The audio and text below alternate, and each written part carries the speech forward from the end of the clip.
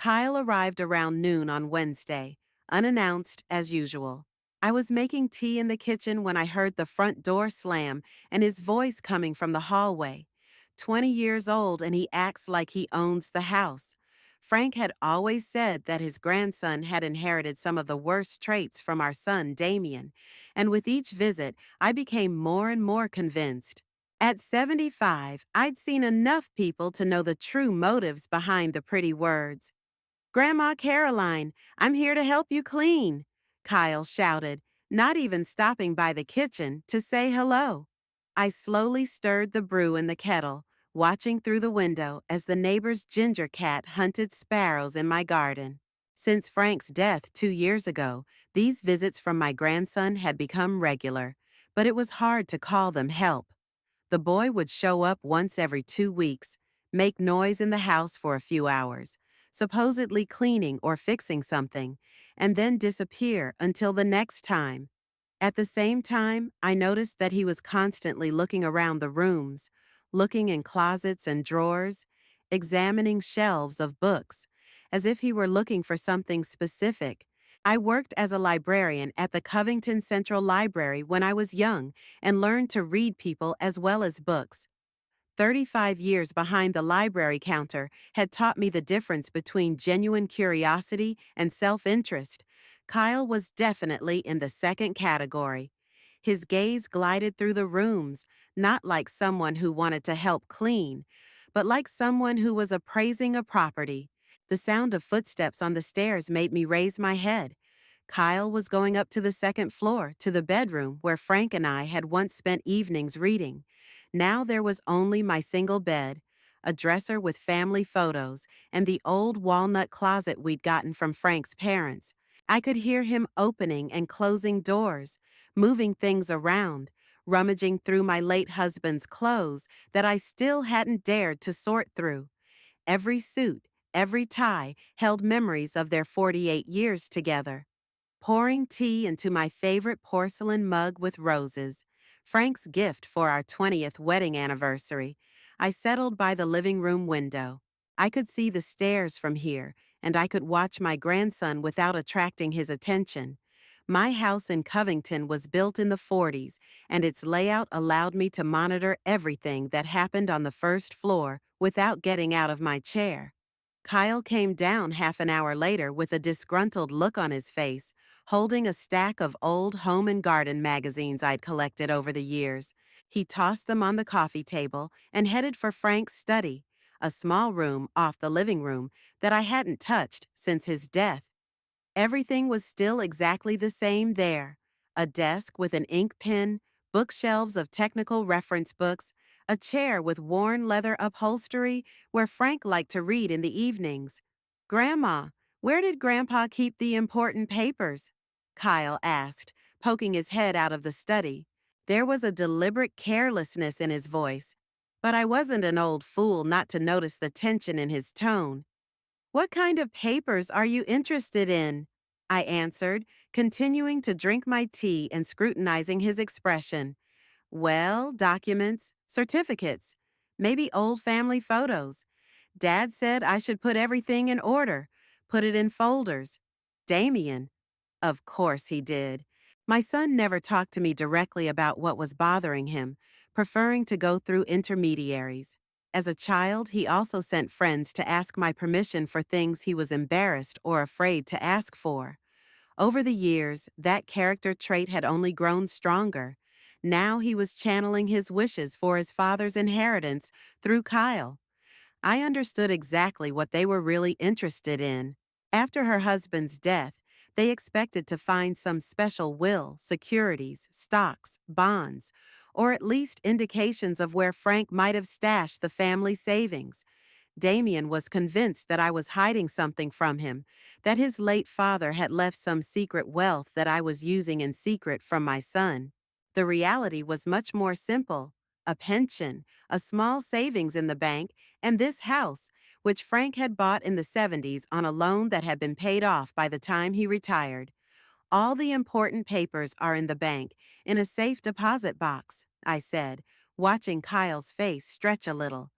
And the family photos are in albums on the shelf in the living room, where they'd always been. Kyle walked out of the study, clearly disappointed by the lack of secret safes or hidden drawers. He walked over to the shelf of albums, pulled out several thick leather-bound volumes, and began methodically flipping through the pages, scrutinizing each photo. I watched him, slowly sipping my tea as it cooled, and watched his fingers groping through the bindings, checking to see if anything was hidden between the pages. These albums contained all of our family history. Wedding photos from 51, where Frank and I looked so young and happy, snapshots from Damien's birth, family trips to Lake Michigan, birthdays, graduations, my grandson's first steps, ordinary moments of ordinary lives that now seemed priceless because time would never repeat them again. Did Grandpa keep anything in the basement? Kyle asked, closing the last album of photos from our golden anniversary, the year before Frank died. It's just old furniture and tools. Come down if you want to see it. He disappeared into the basement for an hour. I could hear him moving heavy boxes, opening metal lockers where Frank kept his locksmith tools, rummaging through gardening tools and old furniture we'd once wanted to refurbish but never got around to. The sounds came muffled but insistent. Kyle was clearly not cleaning, as he'd claimed, but searching. I got out of my chair and walked around the living room, stretching my legs. At 75, I was still feeling pretty alert, although the arthritis in my knees sometimes reminded me of my age. Frank always said I would age beautifully, and looking at myself in the mirror, I realized he was right. I neatly styled my gray hair every morning, still dressed elegantly, and maintained my posture. Widowhood hadn't turned me into a disheveled old woman who'd given up on herself. When Kyle came up from the basement, there was dust on his clothes and a look of ill-concealed irritation on his face. He hadn't done a single useful thing during his visit. He hadn't taken out the trash. He hadn't dusted. He hadn't fixed the squeaky bathroom door I'd been complaining about for months. But he did thoroughly dig through half the house, including places that didn't need any cleaning. Grandma, didn't Grandpa have stuff somewhere else? Maybe in the garage or something? Kyle tried to sound casual, but I could hear the tension in his voice. The guy wasn't good at hiding his true intentions. All of your grandfather's stuff is here in the house. There's nowhere else, I said in a flat tone. He nodded, but I could tell he wasn't satisfied with my answer. Kyle walked around the living room, looking at the shelves again, peering behind the paintings on the walls to see if there were any hiding places behind them. Then he stopped at the big window, looking out into the backyard, where the lush lilac bushes that Frank had planted the first year we'd lived in the house grew beside the old stone well. "Does the well still work?" he asked, and I noticed his gaze lingering on the stonework. "We haven't used it in a long time. It's probably just an old rope and bucket. The city had plumbed it in back in the 70s. Kyle stood at the window for a while longer, studying the backyard, then wandered around the house again, looking in the places he'd already searched.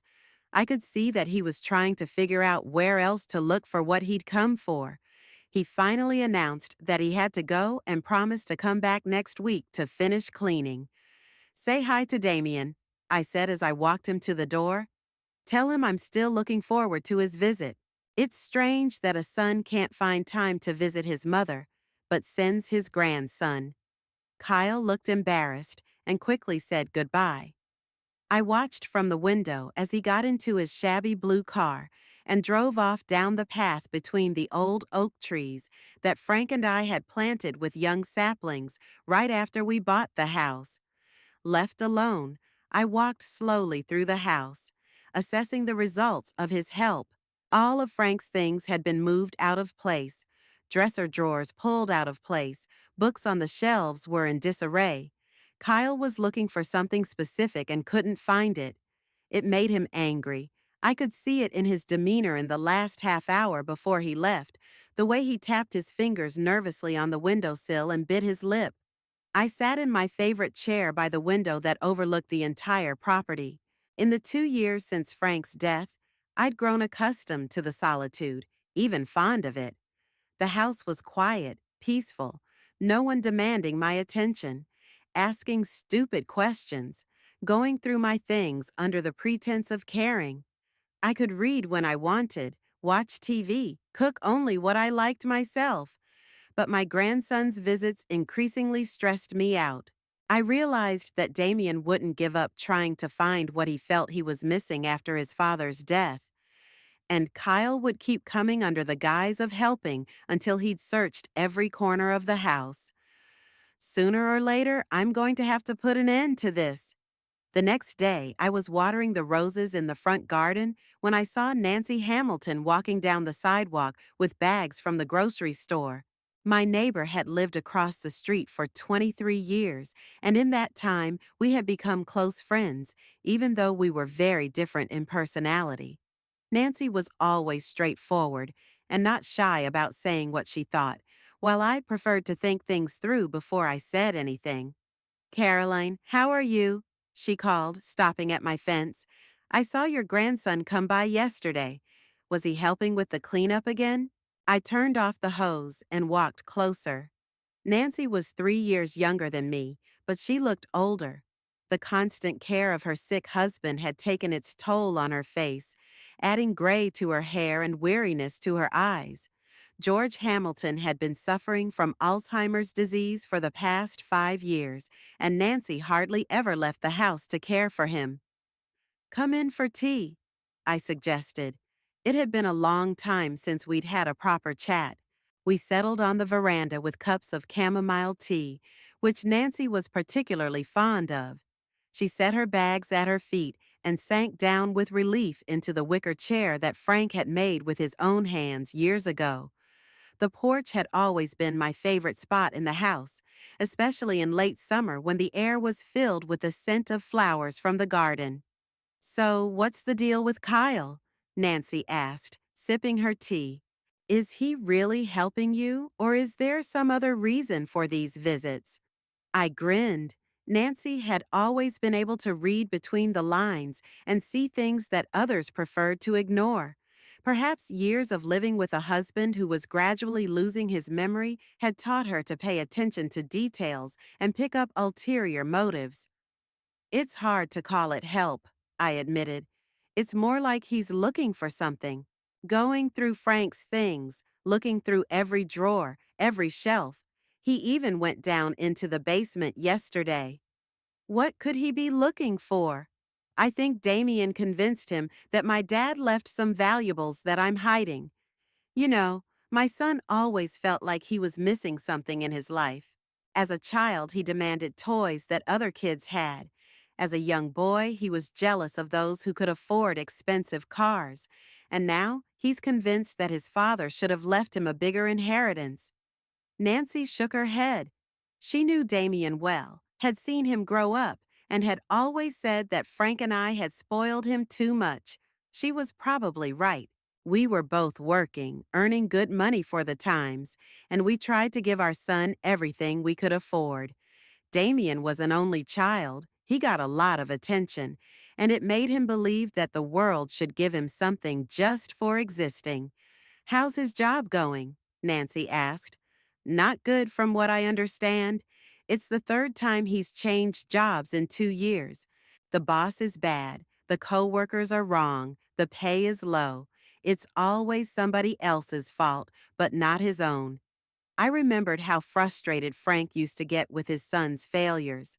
My late husband was an old-school man who believed that a man should provide for his family and take responsibility for his actions. He worked as a foreman in a factory for 42 years, never once was late, never missed work without a good reason, and prided himself on his reliability and professionalism. Damien took a different path, and it was a source of constant tension between father and son. Frank had always hoped Damien would take charge, I continued, especially after Kyle was born. He thought fatherhood would make his son more responsible, but it did the opposite. Damien thought he had an excuse for all his demands.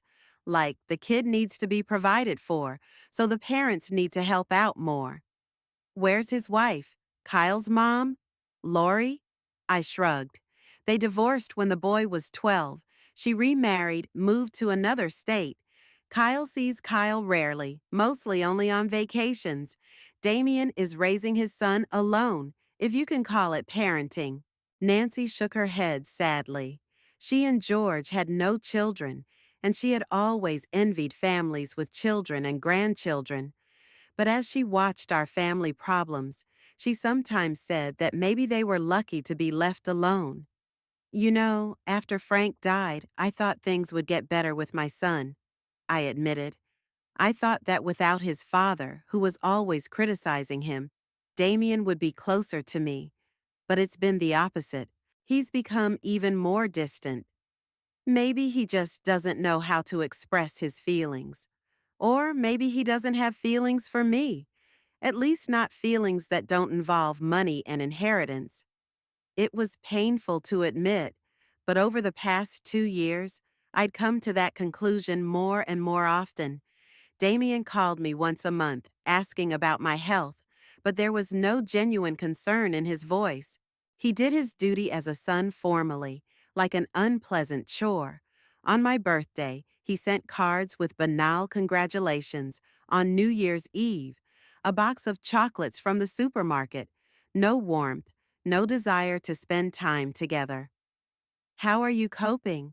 Nancy asked gently. It's not easy after all these years of marriage. I looked at my garden, where the roses Frank and I had planted together were blooming. Each bush was connected to a memory. The red roses we'd planted to celebrate our 25th anniversary. The white ones when Damien graduated from high school. The yellow ones just because they were pretty and I'd always loved them. You know, the first few months were really hard, I admitted. I'd wake up in the middle of the night and reach for his side of the bed, cooking dinner for two out of habit. I caught myself waiting for the sound of his keys in the lock. But gradually, I got used to the silence. And you like living alone? Like is too strong a word. But I feel peaceful. No one turns the TV up too loud. No one leaves dirty dishes in the sink. No one snores at night. I can read all I want, eat ice cream for dinner, watch romantic movies that Frank couldn't stand. Nancy laughed, and I realized she understood me. After 45 years of caring for a husband and a house, there's something liberating about being able to live just for yourself. Sure, I missed Frank, his hugs, our conversations over dinner, the sense of security he provided, but I didn't miss having to adjust to someone else's needs and wants every day. What about friends? Friends from the library? Most are dead or have moved on to children, I answered sadly. Marguerite Thompson lives in a nursing home. Alice Connor moved to Florida to be with her daughter. It's just you and Dorothy from church, but she's such a chatterbox it's hard to talk to her for more than half an hour. So I'm your main entertainment? Nancy joked. It turns out you are. It's a good thing you live across the street, or I'd go completely wild. We were quiet, enjoying the cool evening air and the scent of the flowers.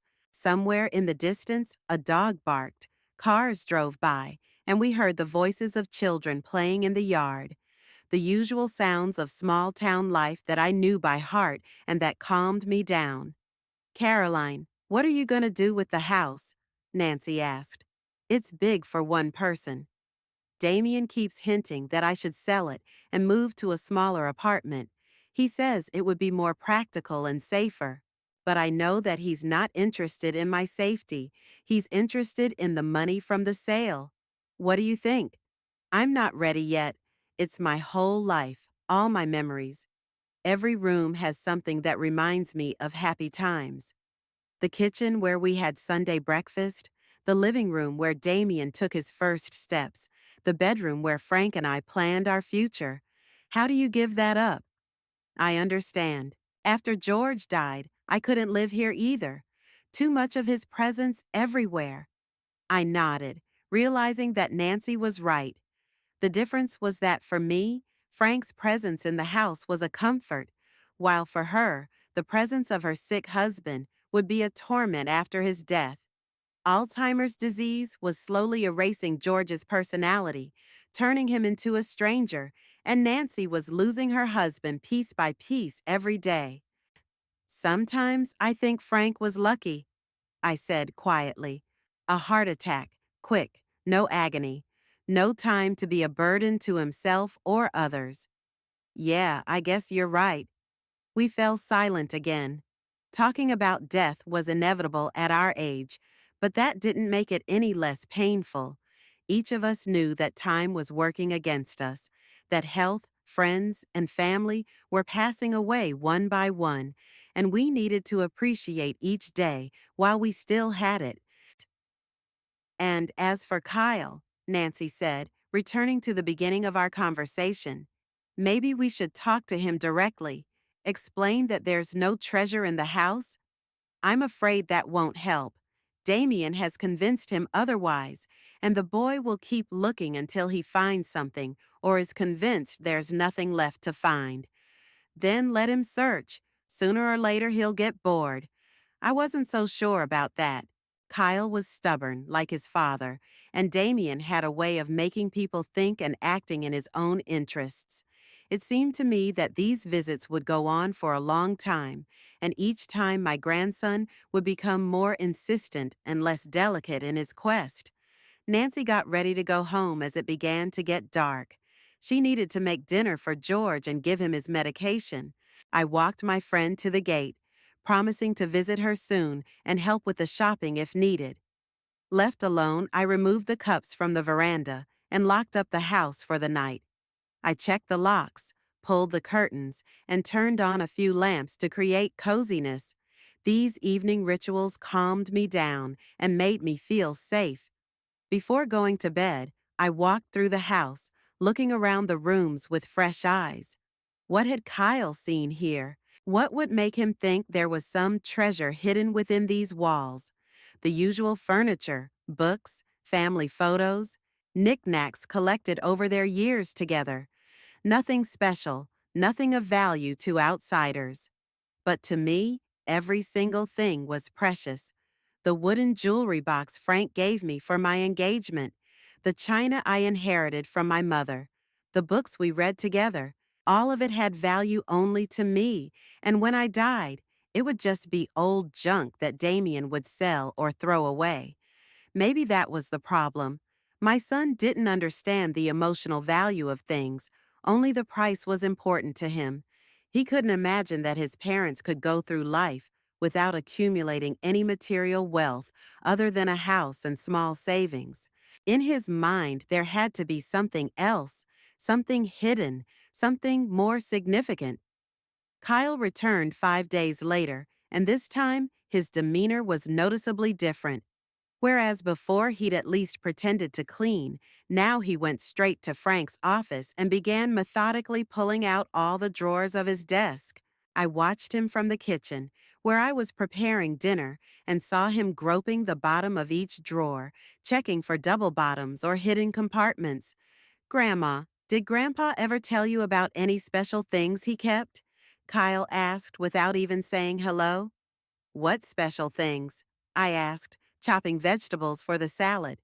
I don't know, something valuable. Coins, stamps, jewelry, maybe antique books or paintings. I put the knife aside and looked at my grandson carefully. The boy was more nervous than usual, constantly shifting from foot to foot and unable to concentrate on one thing. Something was making him more persistent in his search, and I suspected it was the conversation with his father. Your grandfather was a simple man, I said calmly. He worked in a factory, earned a paycheck, saved a little for his old age. He didn't have any collections except for the tools in the basement. Kyle obviously didn't believe what I was saying. He continued searching the study, turning over all the papers, checking every file folder. Then he moved into the living room and began to explore the bookshelves, pulling out a few books at a time and peering behind them as if he expected to find a hiding place. I finished making dinner and sat by the window with a cup of coffee. Over the years of working in the library, I'd learned to wait and watch patiently, not interfering unless it was absolutely necessary. Kyle could dig all over the house if he wanted to, but I wasn't going to help or hinder him. The guy had spent almost 3 hours in the house, searching every room with manic thoroughness.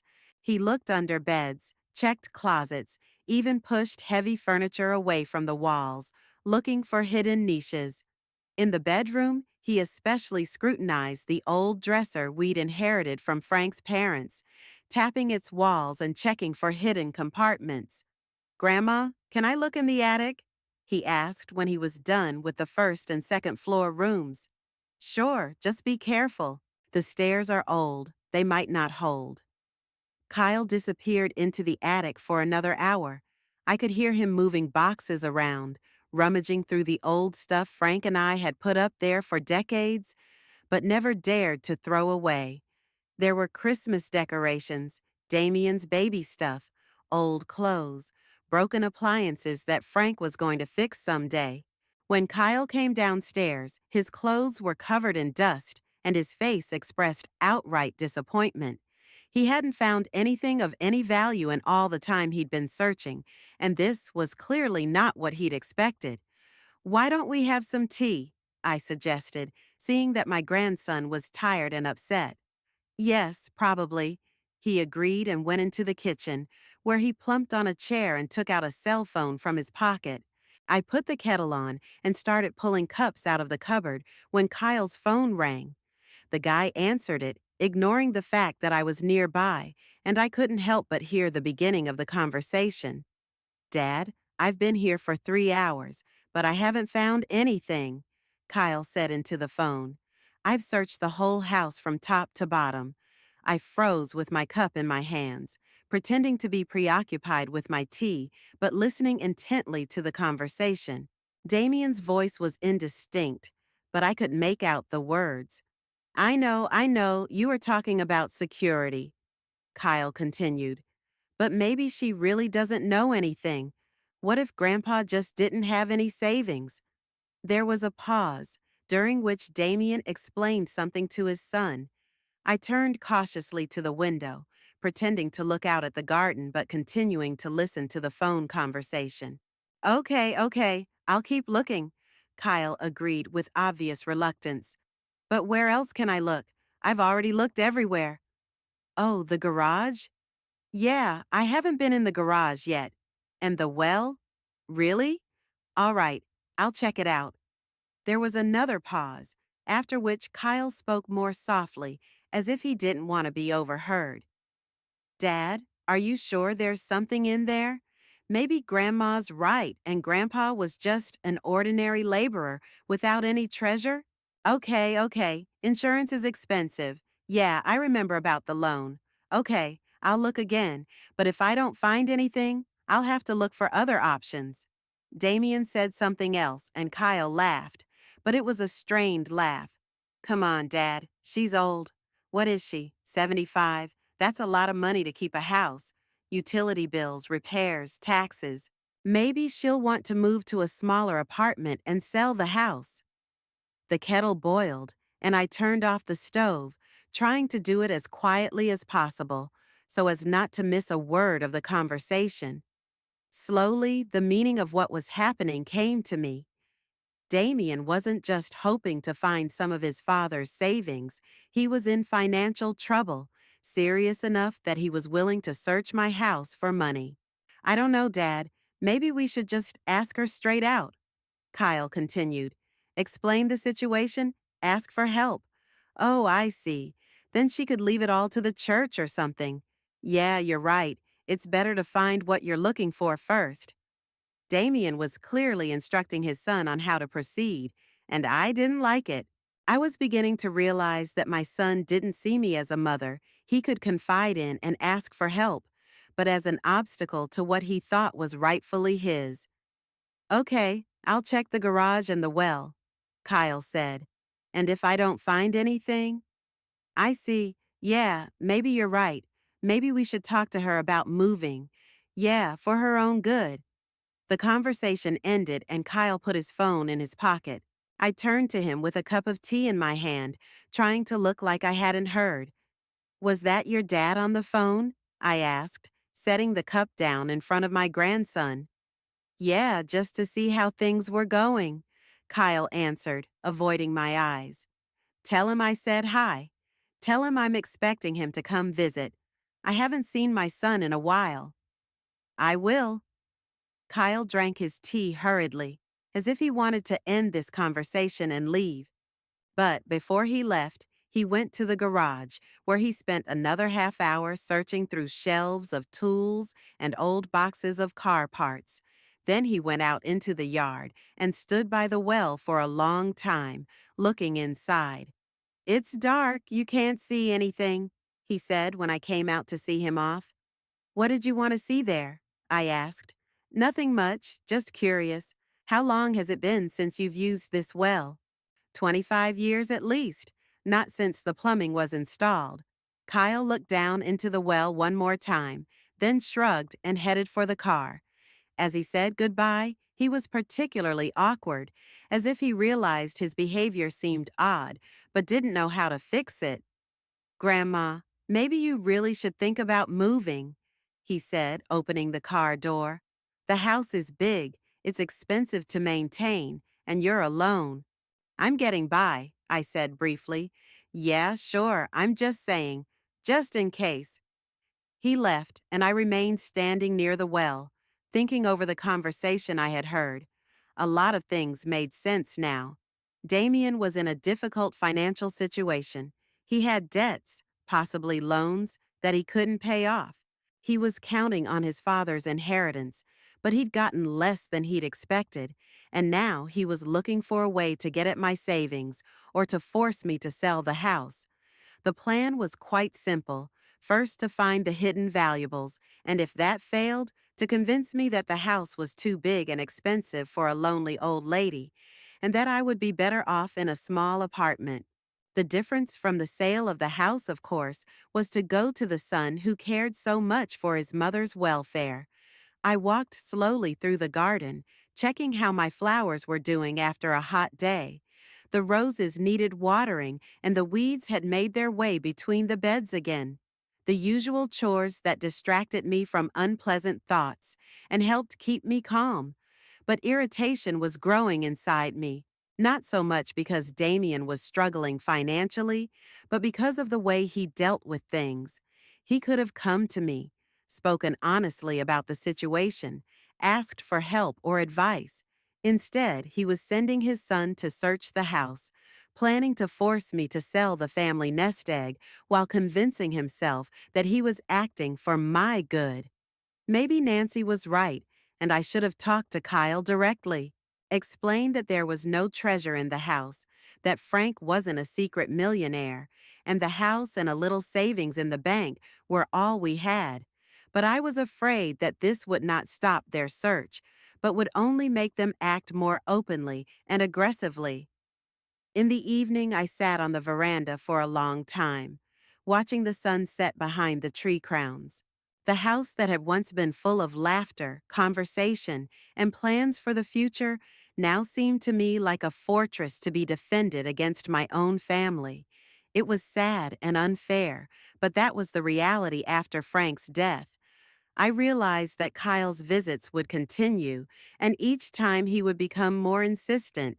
Sooner or later, I would have to make some kind of decision. But for now, I wasn't ready for an open confrontation. Better to wait and see how far they were willing to go in their search. Kyle returned 3 days later, and this time he arrived early in the morning while I was still finishing breakfast. The sound of a car in the yard made me go to the kitchen window, and I saw my grandson unloading some tools out of the trunk. A flashlight, a rope, something that looked like a hook. It was becoming obvious that he had decided to check the well more thoroughly. "Good morning, Grandma," Kyle said as he entered the house. "I thought I'd get here early before it got too hot." "Good morning. Would you like some coffee?" "I'd love some."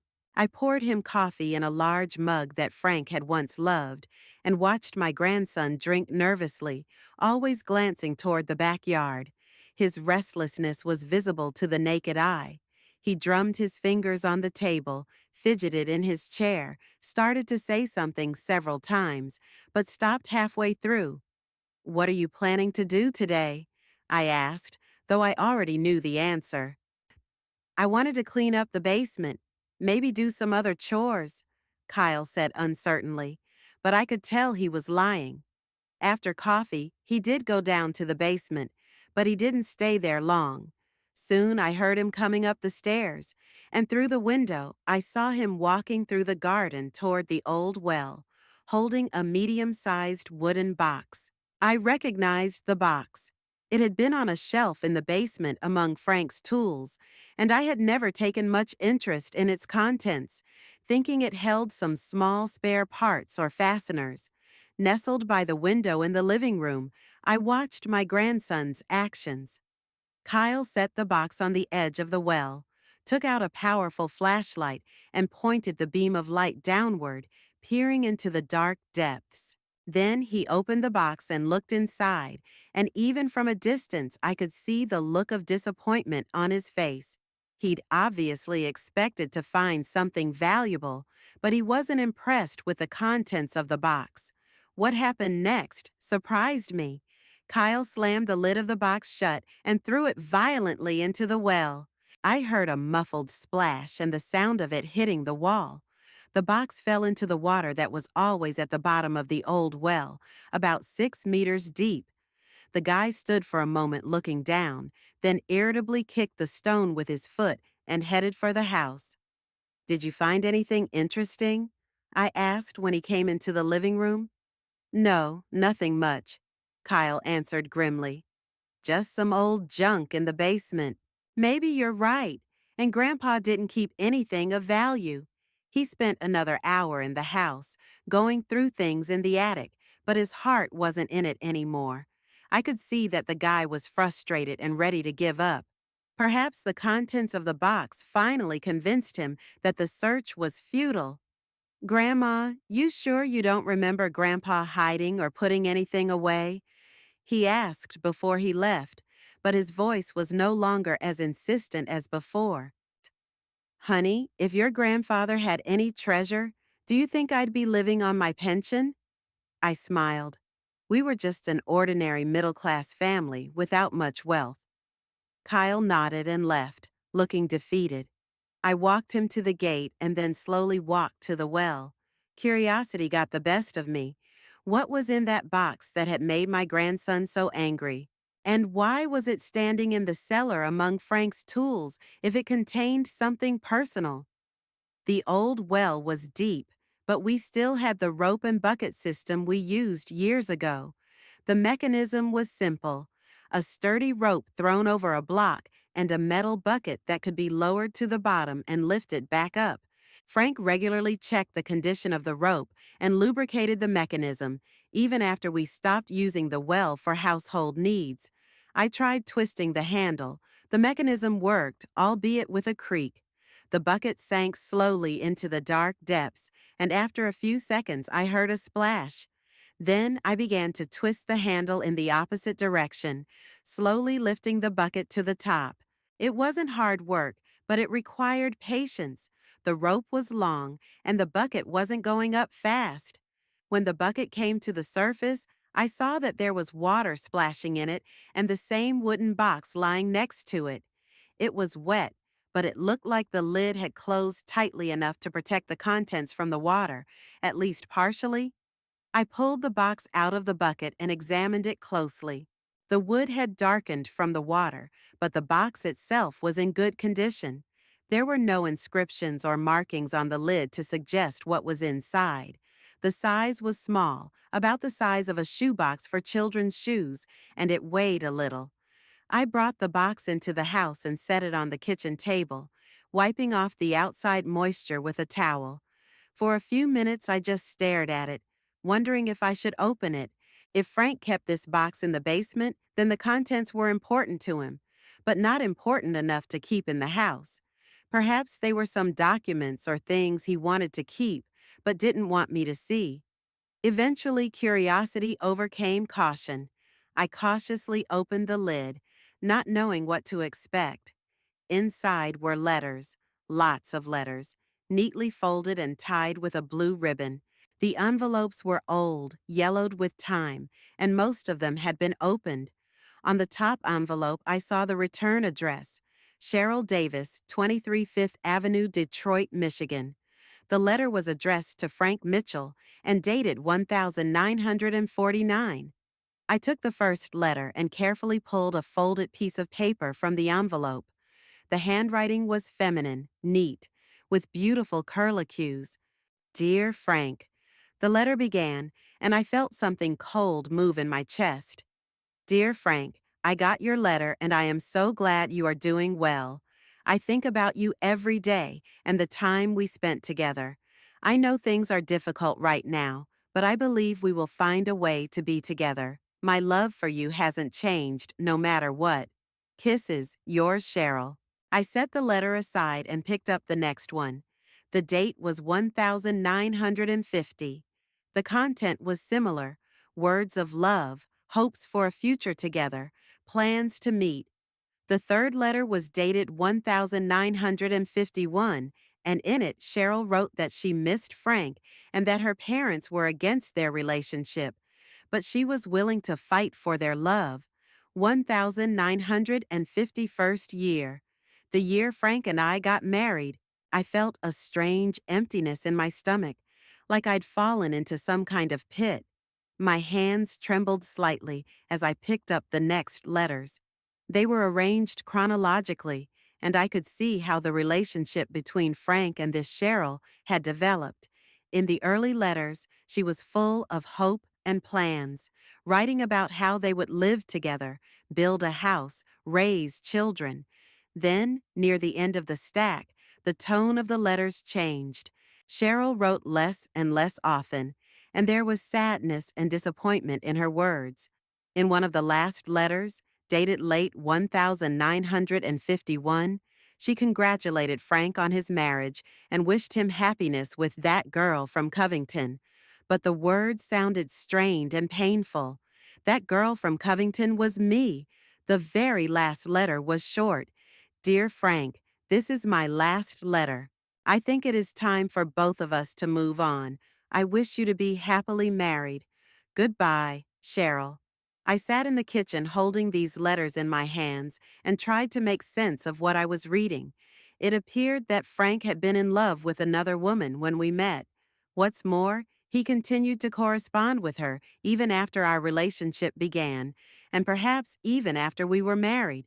I tried to remember those times, how we met, how our relationship developed. Frank worked in a factory. I worked in a library. We met at a dance at the community center in 1950.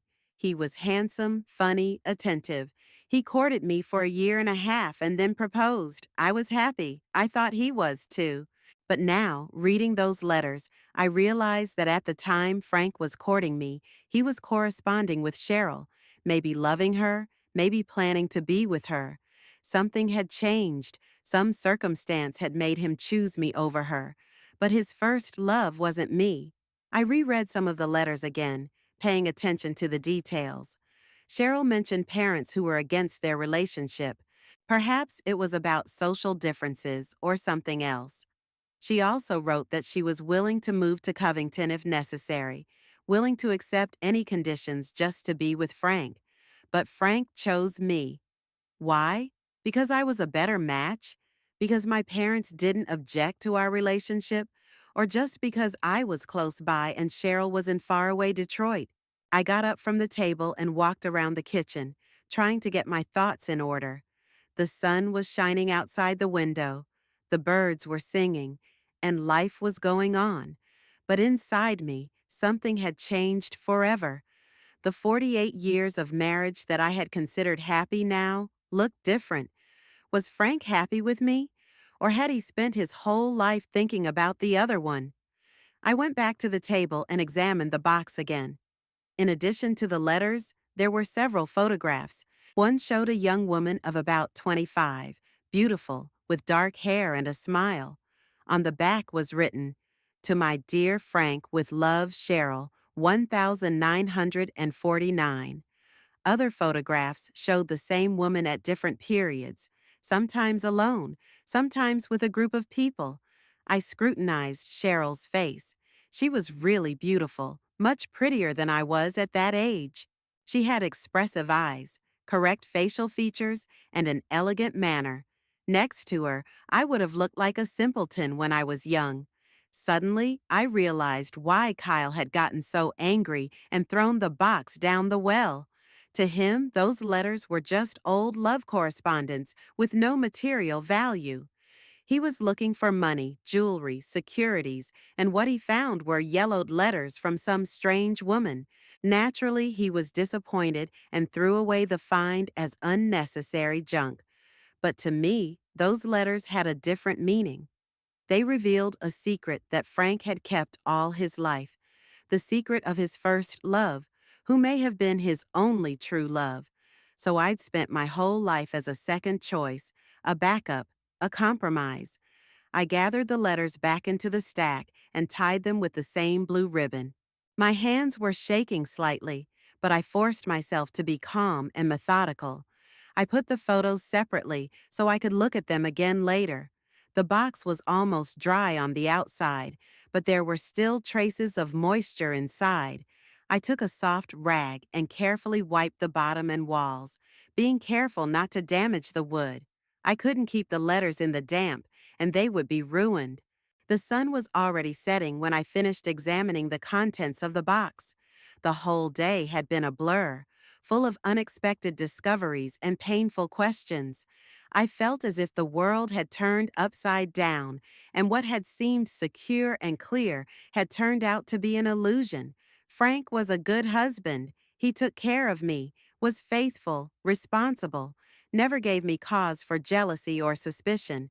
We lived together for almost half a century, raised a son, experienced joys and sorrows, made plans for our old age. But now I learned that at the beginning of our relationship, his heart belonged to another woman. Did that mean our marriage was a mistake? That Frank spent his life regretting the choices he'd made? Or had he really grown to love me over time, and Cheryl was just a memory from his youth? I put the box on a shelf in the pantry, away from prying eyes. Tomorrow I would reread the letters again, more carefully, try to understand exactly what had happened in 1950 and 1951, what circumstances had caused Frank to leave Cheryl and marry me. In the meantime, I just sat in the kitchen, drinking my tea and looking out the window at the garden my husband and I had spent decades creating together.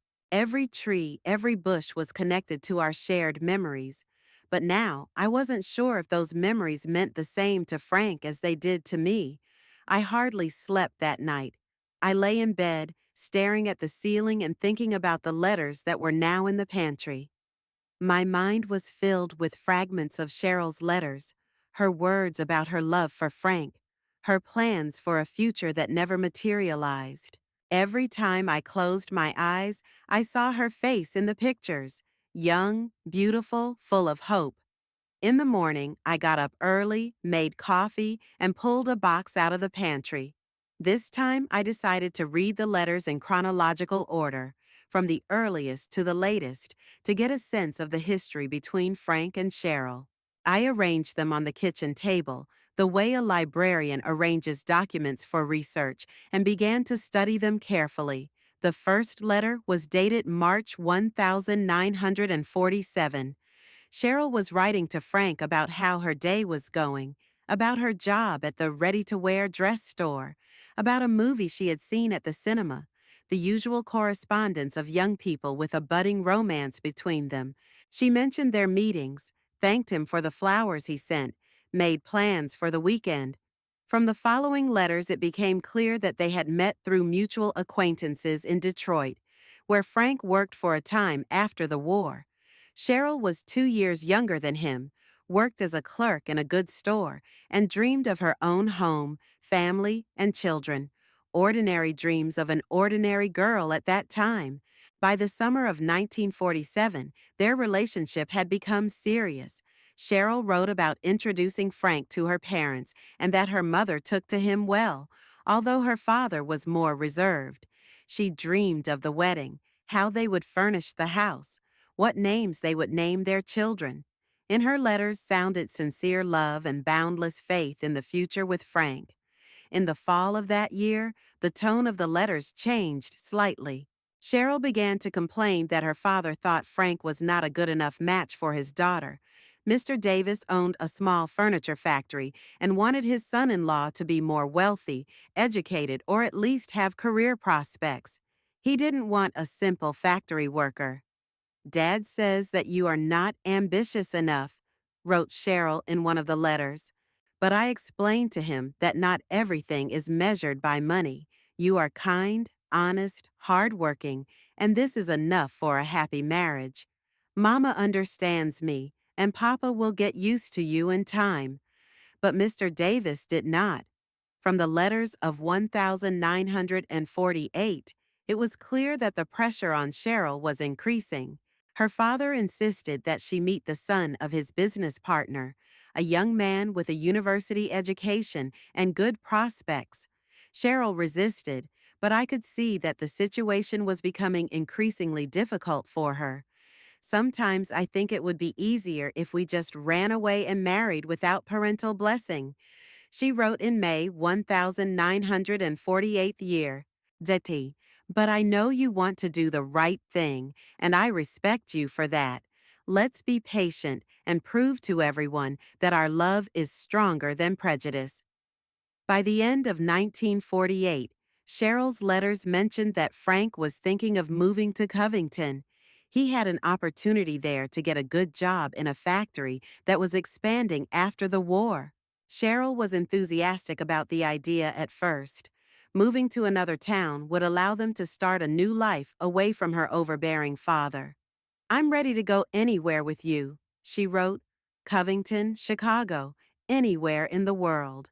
As long as we're together. I'll get a job there, get a room.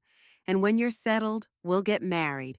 I don't need a big wedding or a dowry from my parents. I just want you. But something went wrong. In the letters of early 1999, I sensed a change in Cheryl's tone. She was still writing about love, but there were notes of uncertainty, questions that Frank apparently wasn't answering clearly enough. Dear Frank, received your letter about the new job in Covington. I am very glad that things are working out well for you, but you haven't written anything about our plans. When can I come and see you? We were talking about getting married in the spring. Or have you changed your mind? The next letters showed Cheryl's growing anxiety. Frank apparently began to write less frequently, his responses becoming more formal. Cheryl tried to remain optimistic, but between the lines I could read the despair of a young woman who felt her happiness slipping away. I remembered how Frank and I had met. It was in the fall of 1949, at a dance at the community center. Frank had been working in Covington for a few months at that time, renting a room from Mrs. Green, an elderly widow, and gradually settling in. He seemed shy, a little sad, but very dependable. Now I understood the reason for his sadness. At the time he danced with me, he still had a love for Cheryl in his heart, but circumstances were such that he couldn't be with her. He may have realized that their relationship was doomed, but he had not yet decided to end it completely. In letters from the end of 1949, Cheryl mentioned that her father had found her a fiancé, the son of a business partner. Robert Harrison had recently graduated from university, was preparing to become a lawyer, had all the makings of a successful man. Mr. Davis insisted on the engagement, threatening to disinherit his daughter if she continued relations with that poor man from Covington. I am hanging in there, dear Frank, Cheryl wrote. I'm telling Daddy that my heart belongs to you, and no amount of threats will change that. But I need to know that you feel the same way. Please write me that our love is not in vain, that you still want to be with me. Apparently, Frank's answer did not satisfy her, because the next letter, dated January 1950, was full of bitterness and disappointment. Frank, I don't recognize you in your letters. Where is the man who said he would fight for our love? You write of hardship, of now is not the time, of waiting for better times. But when will those better times come? When will my father change his mind? Never. If we don't fight for our happiness, who will? By the spring of 1950, correspondence became even more infrequent and formal. Cheryl wrote less and less frequently, and her letters began to mention that she was tired of waiting and beginning to think of other possibilities. At the same time, I noticed that Frank began to court me more seriously, inviting me to the movies, for walks, giving me flowers. One of Cheryl's last letters was especially painful for me. Dear Frank, I heard from mutual acquaintances that you are dating some girl in Covington. A librarian, I'm told. I hope it's just gossip, but if not, I'd like to hear the truth from you personally. After 3 years, I deserve honesty. Frank apparently confirmed the gossip because Cheryl's next letter was brief and full of dignity. Thank you for your honesty. I wish you happiness with your new sweetheart. I hope she gives you what I couldn't. As for me, I've accepted Robert's engagement. My parents are pleased. The wedding is planned for the fall. The last few letters have been formal congratulations and attempts to keep things friendly. Cheryl congratulated Frank on our engagement, then on the wedding, told me about her wedding to Robert Harrison. In her last letter, she wrote that she and her husband were moving to Boston, where Robert had gotten a position at a large law firm, and that this was probably their last correspondence. I put the letters aside and sat in silence for a long time, digesting what I had read. Now the picture was clear. Frank did love Cheryl, but their relationship had broken down over social prejudice and family pressures. He couldn't fight her father, couldn't offer her the financial stability that the Davis family demanded. Perhaps he was simply afraid of the responsibility and decided it was easier to find someone more available. And that more available was me, a girl from a decent middle-class family, without excessive demands, without overbearing parents, ready to marry an honest worker and be happy in a modest income. I was a compromise, a backup, a consolation prize. It was painful to realize that my entire married life began with deception. Not malicious, perhaps, but deception nonetheless. Frank had courted me when his heart belonged to another woman. He proposed to me knowing I wasn't his first. He said his vows of fidelity while still texting his former lover. Of course, over time, he may have really grown to love me. We'd been together for 48 years, and I couldn't believe that all that time he'd only been pretending. But the fact remained that the beginning of our marriage had been built on the ruins of his relationship with Cheryl. I got up from the table and walked around the house, peering into the rooms where Frank and I had spent so many years. Our bedroom, where he'd told me he loved me. The living room where we made plans for the future. The kitchen, where we had breakfast on Sundays, discussing news and family matters. It all looked different now, as if I was looking at the set of a play in which I was playing a part without knowing the real script. It was especially painful to think about how Frank had kept those letters all his life. He didn't throw them away when he married me, didn't burn them when Damien was born, didn't get rid of them when we celebrated our silver wedding anniversary. He carried Cheryl's box of letters to every house we lived in, kept it as a shrine to his first and perhaps only true love. What did I really mean to him? Was I the wife he loved, or just a convenient life companion who didn't interfere with his memories of the other one? When he hugged me, did he think of Cheryl? When he said he loved me, was it true or just habit? I went back to the letters and reread a few of them again, paying attention to the details. Cheryl wrote in beautiful handwriting, expressed her thoughts clearly and imaginatively, and was clearly an educated and well-read woman. She mentioned books she had read, concerts she had attended, exhibitions in museums. Her world was wider than mine, her interests more varied. I always thought of myself as a shallow woman. Working in a library required knowledge, communication with different people, the ability to find the right information. But when I read Cheryl's letters, I felt like a small town girl who was lucky enough to get a man who was meant for someone better. Maybe Frank realized it himself. Maybe he had spent his whole life comparing me to Cheryl and found me not interesting enough, not bright enough, not worthy enough of his love. Maybe that's why he never showed any special passion, any special tenderness. He was a good husband, but not a husband in love. I tried to remember moments of special intimacy between us, times when I felt I really mattered to him. There were, of course. When Damien was born, Frank was there for me, supporting me, rejoicing with me. When my mother was sick, he took time off work to help me care for her. When I miscarried in the 4th month of my pregnancy, he cried with me and comforted me as best he could.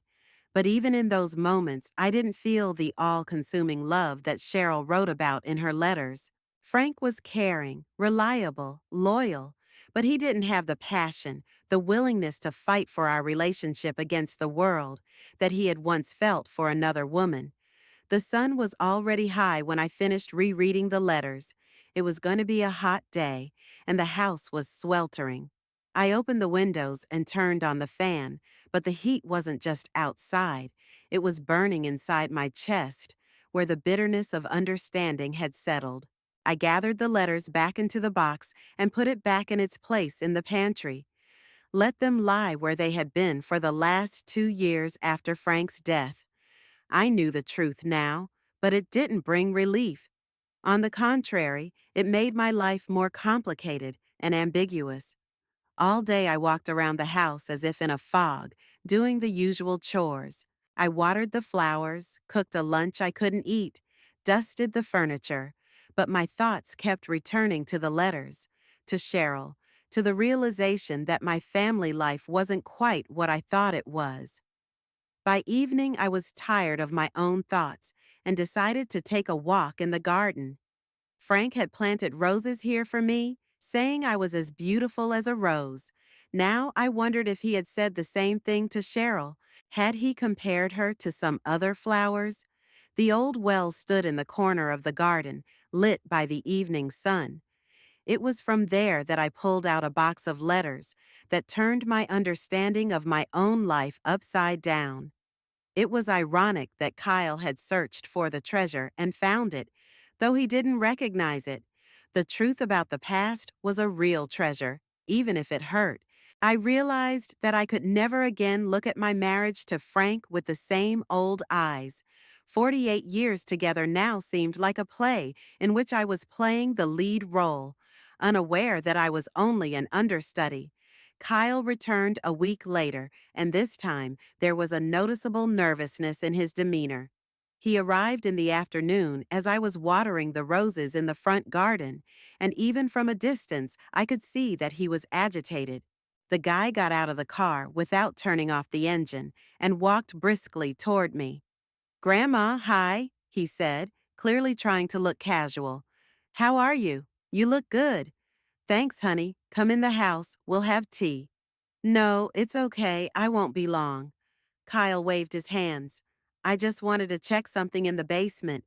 Remember I cleaned it last week? I think I lost something." I turned off the hose and looked at my grandson carefully. There was worry in his eyes and his hands were trembling slightly. Obviously, something had made him come back, and I suspected it was the box he had thrown down the well. "What exactly did you lose?" I asked calmly. "It was nothing," Kyle answered vaguely. "Just a little box, like a toolbox. I thought maybe it was in the basement somewhere." He headed toward the house, but I saw his gaze drift toward the well. Kyle tried to look indifferent, but I could see the tension in his every move. Something had happened this week that made him come back for the box he'd thrown away in annoyance. "What was in that box?" I asked, following him. "Nothing much. Maybe some old spare parts or, I don't know. I just wanted to take another look." Kyle went down into the basement and began noisily going through the shelves, looking in every corner. I stood at the top of the stairs and listened to the sounds of his search. He was obviously looking for something specific and not finding it, which made him more and more anxious. Are you sure you remember what you lost right here? I shouted downstairs. Yeah, it's right here. Kyle's voice sounded tense. Maybe it just rolled deeper, behind some drawer. He spent nearly half an hour in the basement, and when he came upstairs, his clothes were dusty and his face red from the effort. But most importantly, there was panic in his eyes. The box wasn't in the basement, and he was beginning to realize that he had miscalculated somewhere. That's strange, he said, breathing hard. It was here. Maybe you left it somewhere else, I suggested innocently. No, it was right here. Kyle thought for a moment, trying to retrace his steps from a week ago. Then his gaze drifted back to the window where the well was visible beyond. Maybe you accidentally threw something away? I asked, watching his reaction. Kyle turned to me, and I could see that I'd hit the mark. Something akin to horror flashed in his eyes as he remembered exactly what he'd done with the box. Threw it away? He asked with feigned surprise. No, of course not. Why would I throw anything away? I don't know, honey. Maybe by mistake, thinking it was trash. Kyle fell silent, contemplating the situation. I could see the thought working in his head as he tried to decide whether to admit to actually throwing something away or to keep pretending he didn't remember anything. Grandma, where do they take the trash out of here? He finally asked. A car picks up the regular trash every Thursday, and large things I myself take to the dump or give to neighbors. Have you been to the landfill lately? Last week I took some old magazines. Why, did you accidentally throw something in there? Kyle got confused again. I could see that he was torn between wanting to find the box and not wanting to admit that he'd thrown it away. In the end, curiosity won out over pride. Maybe I really did mess something up, he said slowly. Maybe I threw that box away by accident, thinking it was just old iron. Oh, that's it. I nodded. And where exactly did you throw it away? Kyle looked toward the backyard, but didn't dare point directly at the well. I understood his dilemma. If he admitted that he'd thrown the box down the well, he'd have to explain why he'd gone down there, what he'd been looking for, why he'd decided to get rid of it, and that would bring the conversation to the subject of his real goals. Maybe in the yard somewhere, he answered vaguely. Then let's go look for it, I suggested, and headed for the back door. We stepped out into the garden, and I watched as Kyle slowly approached the well. His movements were tentative, as if he were walking toward a crime scene. At the well, he stopped and looked inside. It's dark. I can't see anything, he muttered. Do you think the box could have gotten in there? I asked, coming closer. Well, theoretically, if I threw it somewhere. Do you want to try and get it? The rope with the bucket still works. Kyle looked at me quickly, trying to see if I suspected something. In his gaze, I read hope mixed with fear.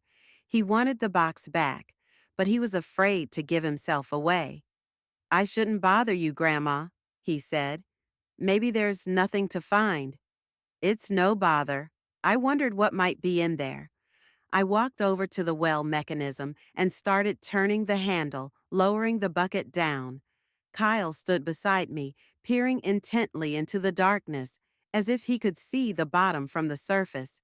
When the bucket reached the water, I heard a splash and started to lift it back up. There's something, I said when the bucket showed on the surface. Kyle leaned over and eagerly looked into the bucket. It was empty, with only water splashing at the bottom. The disappointment on his face was so obvious that I almost felt sorry for the guy. It's weird, he said. Maybe I threw it in the wrong place. Or maybe the box sank, I suggested. If it was heavy, it could have gone deep into the mud. Yeah, I guess so, Kyle agreed, but his voice sounded hopeless. We stood by the well for a few more minutes. Kyle was clearly considering whether to try to go down himself or hire someone with equipment, but I could see that he understood explaining such extreme measures would be difficult. Kyle, I said softly, what was so important in that box? He flinched as if I'd hit him. Nothing much, just curiosity. Curiosity is a good thing, but sometimes curiosity takes you to the wrong place. Kyle looked at me carefully, trying to figure out what I meant. A wariness appeared in his eyes. What are you trying to say, Grandma? Nothing in particular. I just think some things are best left alone, especially if you don't know what to do with them. What are you talking about? I turned to him and looked him straight in the eye. In my 75 years, I've learned to say what I think without skirting the sharp edges.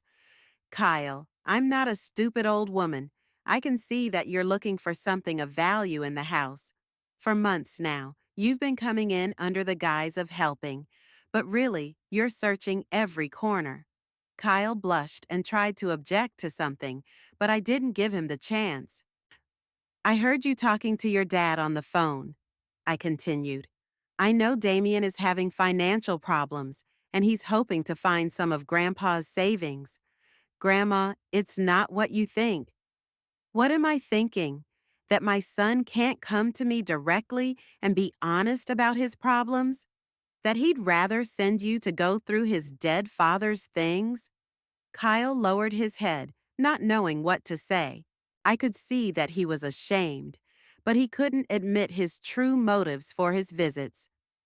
We just wanted to help you get things in order, he said weakly.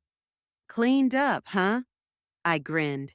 Why are you checking the bottoms of drawers, tapping the walls, looking for hiding places behind paintings? I don't lie to me, Kyle. I have enough life experience to know when I'm being lied to. We stood by the well in the evening light, and there was a heavy silence between us. Kyle clearly didn't know how to get out of this situation. Confessing meant upsetting me and possibly losing access to the house. It was getting harder and harder to keep lying. Grandma, Dad's just worried about you, he finally said. The house is big, expenses are rising, and you're alone. And that's why you have to find Grandpa's savings to help me with my expenses? I asked ironically. Well, yeah. And if there's no savings? What then? Kyle hesitated. I could see that he was thinking about what my dad had said about me selling the house and moving to a smaller apartment.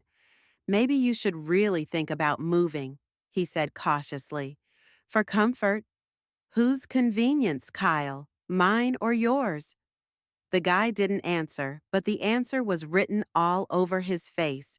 I realized there was no point in talking any further. Kyle wasn't going to be honest with me, and I wasn't going to make it easy for him. Go home, I said tiredly, and tell your father that if he wants anything from me, he can come and tell me himself. Grandma, you don't understand. I understand, honey, better than you think. Kyle stood by the well for a moment, staring longingly into the dark depths, then walked slowly back to the car. He turned around at the gate as if he wanted to say something, but I was already walking toward the house, signaling that the conversation was over. When the sound of his car died away, I went back to the well and looked down. Somewhere down there, in the darkness and silt, Kyle envisioned a sunken box with contents that could solve his father's financial problems. What he didn't know was that the box had been sitting in my pantry for a long time, and its contents had no material value. But for me, those letters were a revelation that turned my understanding of my own life upside down. The irony was that Kyle was looking for treasure and found it, only he didn't realize it. Truth is always more precious than gold, even if it hurts. I realized that this conversation wouldn't end their attempts to get to my possessions.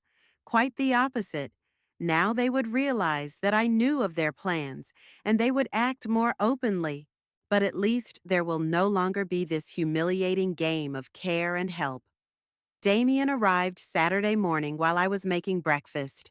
Hearing the sound of a car in the yard, I looked out the window and saw my son getting out of a silver sedan, obviously a rental. His own car had apparently broken down again, which only confirmed my speculation about his financial problems. Damien looked tired and nervous, but he tried to hold himself steady, like a man who'd come to take care of important business. "Hi, Mom," he said, entering the house without knocking, as he had begun to do in recent years. "How are things?" "Things are good," I replied, continuing to make scrambled eggs. "I'm surprised to see you here. What brings you here?" Damien walked into the kitchen and sat down at the table where he'd once eaten breakfast as a little boy. 47 years old, and still the same behavior: first to get comfortable, and then to start a conversation about what he needed from his mother.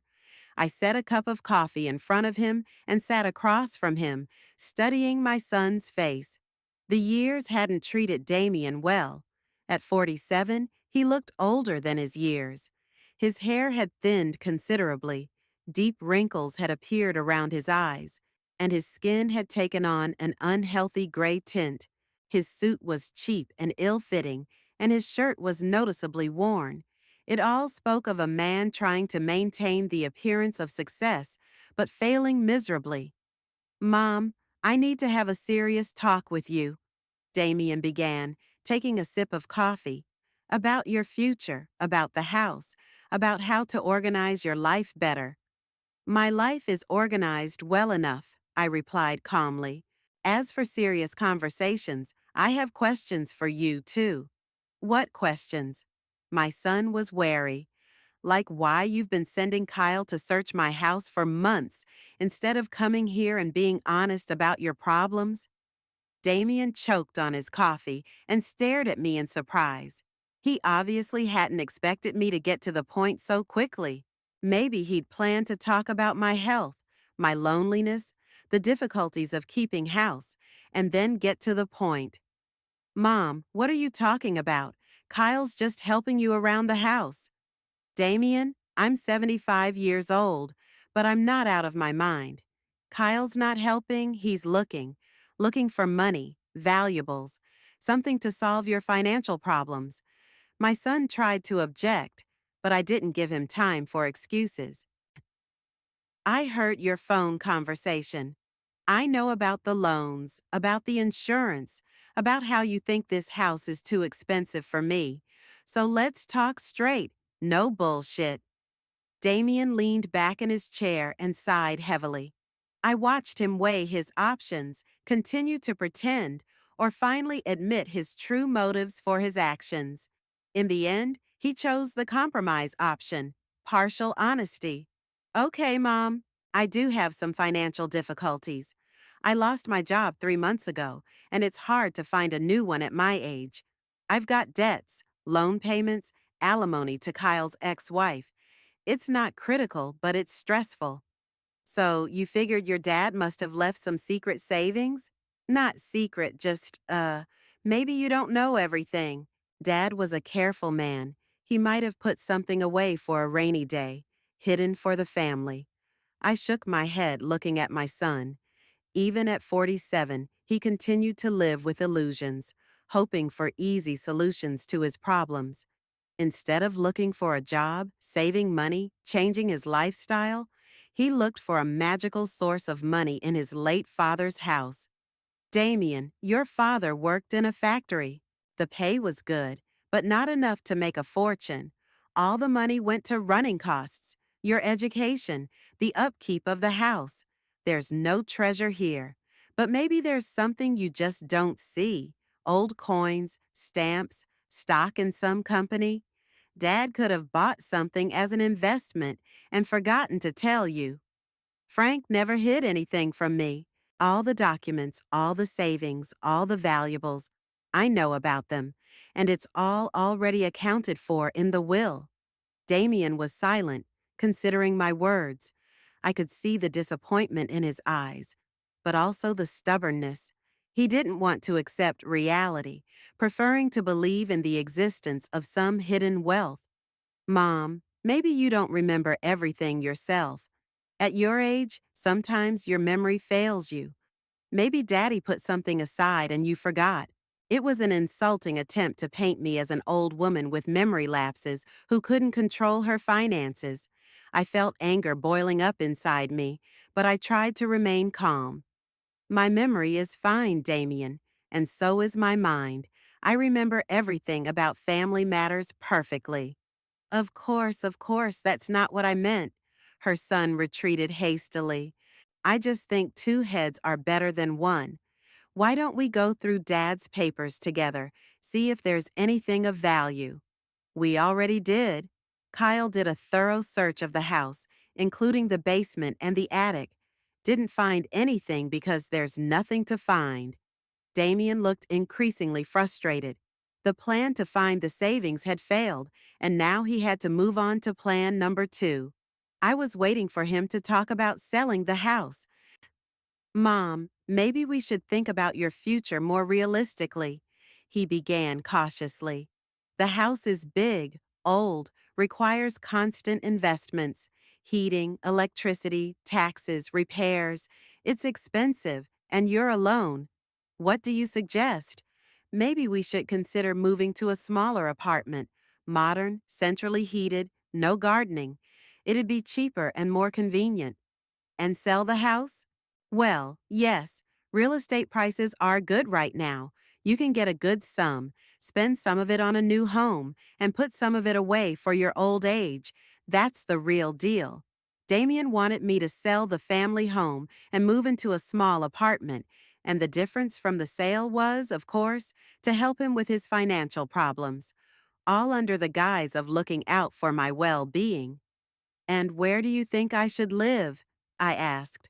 There are some nice senior citizen complexes, security, medical care, organized recreational activities, real communities where you won't be alone.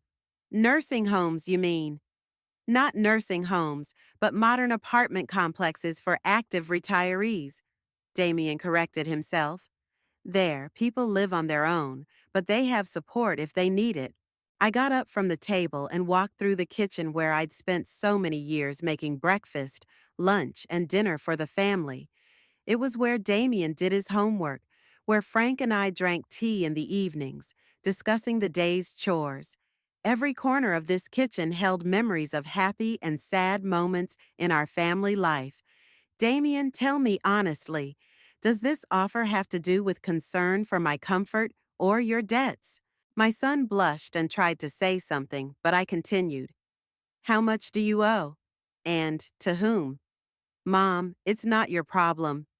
Answer me. How much? Damien was silent for a moment, clearly considering whether to tell the truth. Eventually, he gave up. About $50,000. Loans, credit cards, private loans. The interest goes up every month. And you think selling the house is going to solve your problems? At least partially. The house is worth about $100,000, maybe more. After you buy the apartment, you'll have enough left over to help your family. Help my family. Pretty words to cover up an attempt to rob your own mother. Damien made it sound like I'd be the main beneficiary of the deal, and he'd be the one to ask for help with the debt. What if I don't want to sell the house? Mom, be reasonable. You're 75 years old. How long do you have to live in this house? 5 years? 10? And then what? We'll still have to sell, but prices may fall. The house will age even more. So you're suggesting I prepare to die? I'm suggesting you plan realistically for the future. I stopped in front of my son and looked him straight in the eye. I saw no love, care, or genuine concern for my well-being. Only calculation and poorly concealed impatience. Damien, I've lived 75 years and I've learned something about people. You don't care about my comfort. You want my money. You want me to solve your financial problems while you make do with what's left. That's not fair, Mom. It is, and you know what? I'm not going to do it. Damien froze with the cup in his hand. not expecting such a flat refusal. What do you mean? I mean, I'm not going to sell the house, move into your active retirement complex, or sponsor your debts. You're a grown man, and your problems are your problems. Mom, you can't abandon your son in his time of need. I'm not abandoning you. I refuse to let you use me. The difference is significant. Damien set the cup on the table and stood up. I could see he was trying to control his anger, but the mask of the caring son was beginning to fall away. Mom, maybe you don't understand the gravity of the situation. I have a son, obligations, responsibilities. I can't just declare bankruptcy. Why can't you? A lot of people do it when they can't get out of debt. It would ruin my credit rating, my reputation, my job opportunities. Then find a way to pay off your debts. Get two jobs, cut back on expenses, sell your car, move to a cheaper place to live. Do what responsible adults do. What about your parents' house? Family traditions? Taking care of mom? Doesn't that mean anything? I grinned. Now Damien was trying to play on my feelings of guilt, to present himself as a victim of an abusive mother who refuses to help in a time of need. Family tradition is for children to take care of their parents, not the other way around. And caring does not mean financial exploitation. Exploitation? Mom, how can you say that? It's easy because it's true. Damien paced around the kitchen, clearly trying to find new arguments. I could see that he wasn't ready to give up so easily. $50,000 in debt was a serious amount of money that could drive him to despair. Mom, you don't even know what it's like to live with that kind of debt. The constant calls from debt collectors, the threats, the stress. Kyle sees his father suffer, and it affects his schooling, his future. Kyle will see an example of how to solve his problems with honest work, not by trying to rip off his grandmother. Nobody's gonna rob you. This is about family mutual aid. Mutual aid is about reciprocity, Damien. You're suggesting a one-way process. I give, you take. My son stopped at the window and looked out at the garden where the roses his father had planted were growing. I waited to see what he would say next, ready for any attempt at pressure or manipulation. Mom, what if I could find a way to pay you back gradually? We'll make a contract, everything official, with interest. You don't have a job. You can't pay your current debts. On what basis will you pay me back? I'll get a job, save money, sell something I don't need.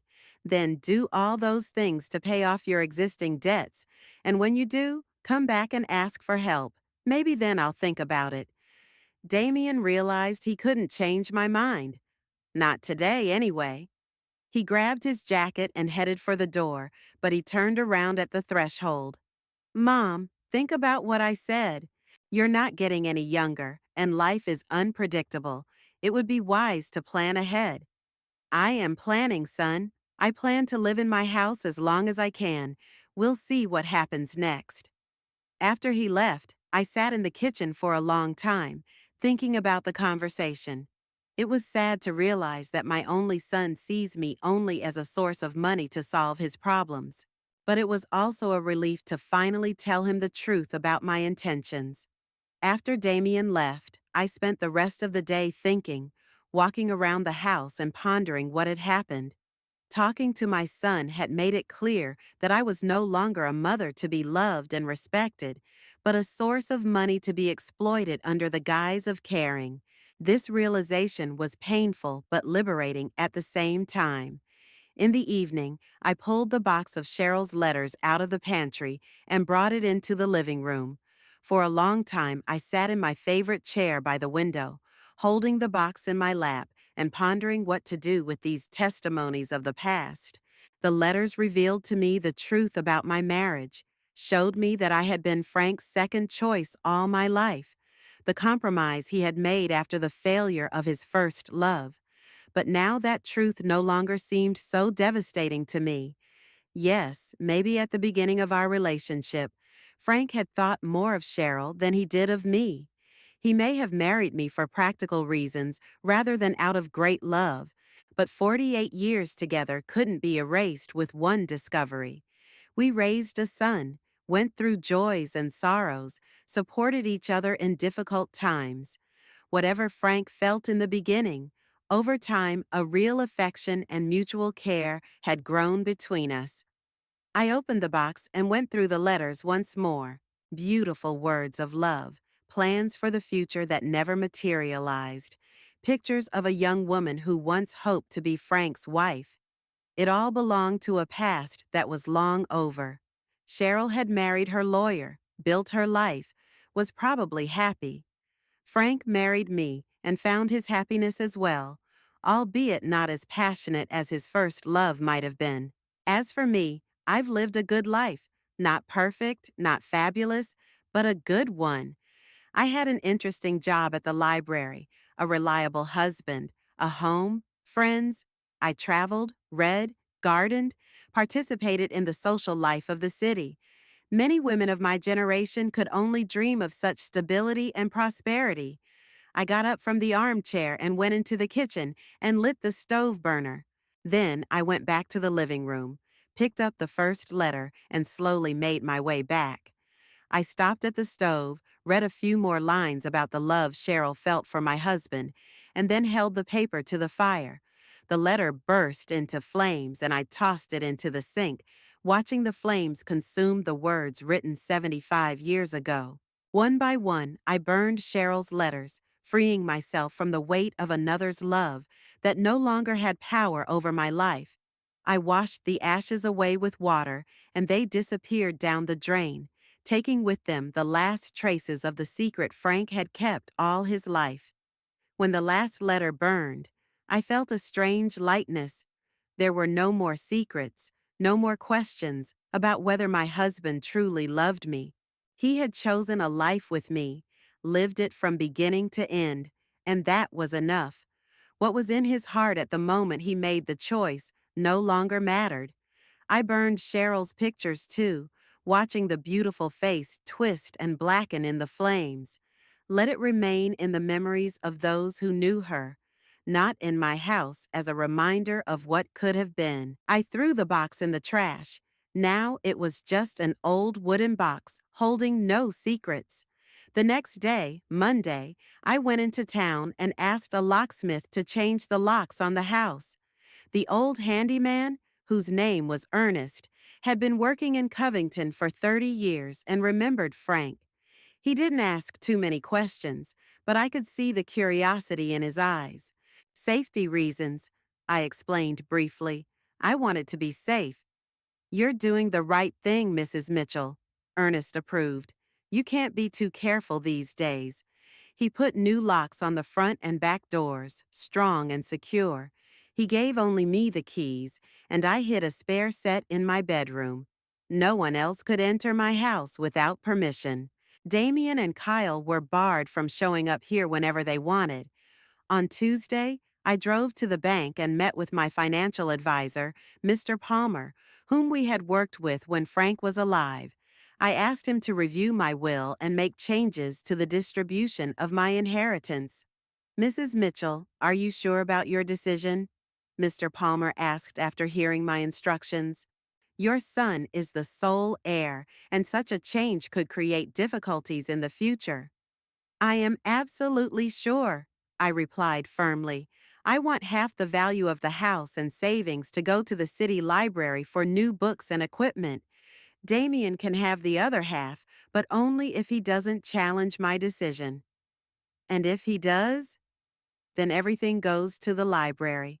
Mr. Palmer shook his head, but drew up the paperwork according to my wishes.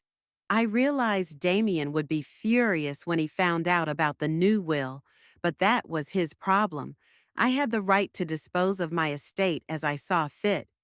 On Wednesday, I went to the doctor for a routine checkup and asked Dr. Henderson to issue a certificate stating that I was of sound mind and memory.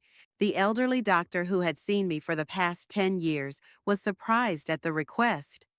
Are you having family problems, Carolyn? He asked sympathetically. Rather, I'm preventing possible problems, I replied. I want to make sure that no one can question my competency in the future. Dr. Henderson ran a few tests, asked questions about memory and reasoning, and then signed the certificate with a smile. Caroline, you have better mental clarity than many 40-year-olds.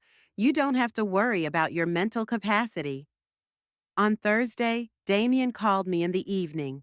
His voice was strained, almost angry. Mom, I went to your place today, but the keys didn't fit. Did you change the locks? I did, I answered calmly. Why? And why didn't you tell me? I didn't think it was necessary. This is my house. But I'm your son. I should have keys to my parents' house. You have to? According to what law? Damien was silent, apparently not expecting such a rebuff.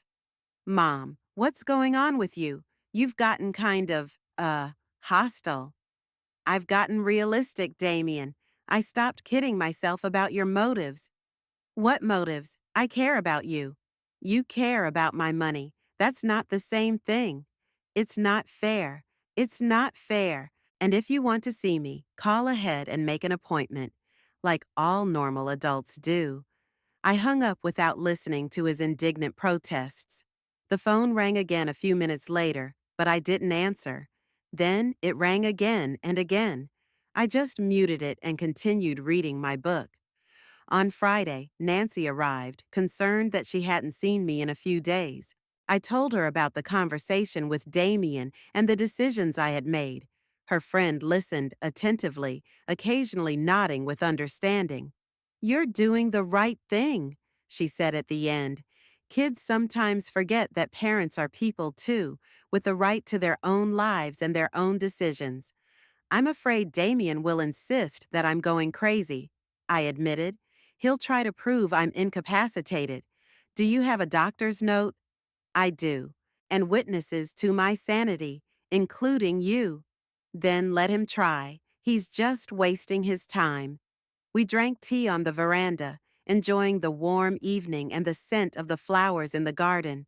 For the first time in a long time, I felt truly at peace. No more secrets from the past, no more illusions about my son, no more fear of the future. What about now? Nancy asked. How do you plan to live your life? The way I'd been living for the last 2 years. Reading, gardening, socializing with nice people, traveling if I want to. I have a house. I have money to live a decent life. I have my health. What else do you need for happiness? And loneliness? It's better to be alone than surrounded by people who see you only as a source of profit. Saturday morning, while I was watering my roses, Damien's car pulled up in front of the house. He got out and headed for the front door, but couldn't get in. He stood there for a while, rang the doorbell, but I didn't open it, then made his way to the garden where I continued to tend to the flowers. Mom, we have to talk, he said demandingly. Arrange it in advance, I replied, not lifting my head from the flower bed. Don't be ridiculous. I'm your son. What difference does that make? Damien tried to take my hand, but I pulled away. Mom, enough of this theater. Open the house. We'll discuss the situation like adults. We already did. I've stated my position. You've stated yours. There's nothing more to discuss. You can't just cut off your only son. Yes, I can, and I am. I turned off the hose and headed for the house. Damien followed, continuing to talk about family obligations, about how I had no right to do this, about how he would find a way to challenge my decisions. I reached the door, opened it with my key, and turned to my son. Damien, you have two choices. Either you accept my terms and build a relationship based on respect, or we don't talk anymore. Make up your mind. What terms? He asked suspiciously. No pressure, no talking about selling the house, no trying to get into my finances. You solve your own problems, and I'll live the way I want. You can visit, you can call, you can socialize, but as a son, not as a debt collector. And if I don't agree? Then, goodbye, Damien. Don't come back again. I went into the house and closed the door, leaving my son in the yard. Through the window, I watched him stand at the door, then walk around the garden, thinking about what I had said. Finally, he got in the car and drove away. But I knew it wasn't over. $50,000 in debt wouldn't let him give up so easily. But I was ready for whatever he tried. I had new locks, a medical certificate of capacity, a new will, and, most importantly, a clear understanding that I wasn't going to let anyone else take advantage of me. At 75, I had finally learned to set boundaries and defend them. In the evening, I sat in the garden, enjoying the sunset and the silence. The house was mine, life was mine, the decisions were mine. There could have been years of quiet, measured life ahead without drama or conflict, and there could be years of fighting with my son, who would try to prove my incapacity or find other ways to get to the money. But that didn't scare me anymore. I had lived a long life, learned to distinguish between genuine care and self-interest, between true love and convenient use, and now I was going to live the rest of my life the way I thought was right, without looking back at other people's opinions and demands. The stars appeared in the sky one by one, and I thought about Frank, about Cheryl, about the letters that had burned in my kitchen. All the secrets of the past were in the past, all illusions of familial love gone like smoke. All that was left was me, my home, and the freedom to choose my own path, and that was enough to be happy.